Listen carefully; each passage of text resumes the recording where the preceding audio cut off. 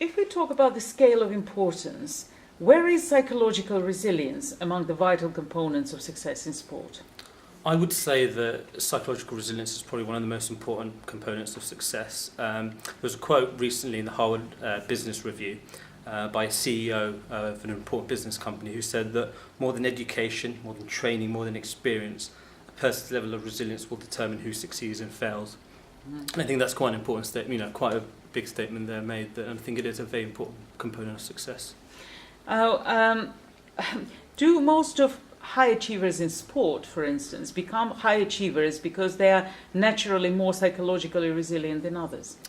There is a debate in the sports psychology literature about whether or not psychological qualities are something that's natural, something that's inborn, or something that's developed over time.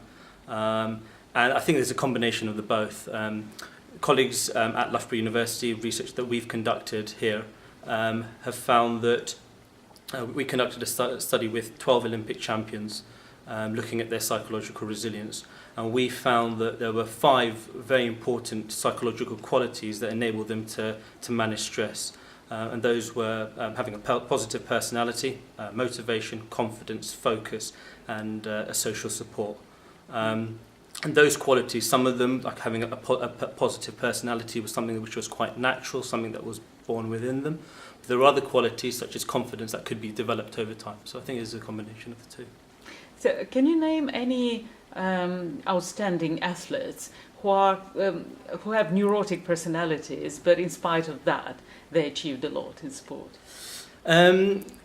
There's been a book recently published by Michael Johnson. It's called Gold Rush: What Makes an Olympic Champion. And there he's interviewed quite a few Olympic champions. Usain Bolt, Steve Redgrave, people who have won multiple gold medals, and a lot of those athletes themselves, not necessarily talking about neurotic personalities, but very perfectionist type qualities, which enabled them to succeed. So perfectionism was an example of a personality trait, and Michael Johnson talked about that in his book. So, something that we found in our research at Loughborough. Is psychological resilience the same as being stubborn, competitive, and single-minded? Those terms that we use there, so kind of stubborn, competitive, those are aspects of psychological resilience. So those, for example, competitive, we've talked about in our research paper as something that's quite personality related. Stubborn and kind of that, I guess, bloody mindedness is more to do with, I guess, aspects of motivation. So I don't think that they're the same concepts. They're aspects of resilience, but they don't encompass the whole thing. You talk about resilience as a skill, which implies you can acquire it through teaching. How do you teach it? So, as you know, the qualities that we found in our research, the aspects of social support, confidence, focus. Those are the things that you would actually help to develop to build someone's resilience. So, for example, give an example of confidence.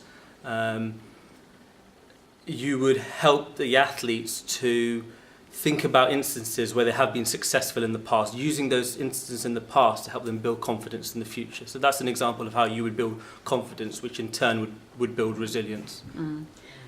Why do England always lose at football? Has that got something to do with their psychological resilience? Resilience is definitely a part about why athletes are able to do well in competitions. Something that's actually quite a topical issue, something that's quite interesting is penalties.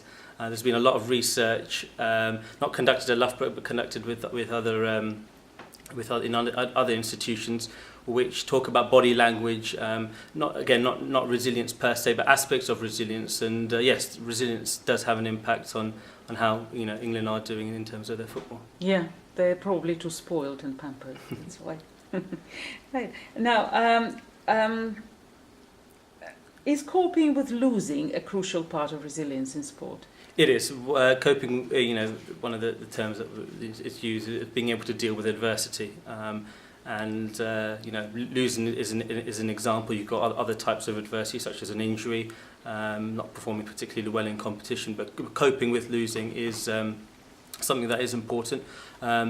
Number of athletes have actually mentioned that.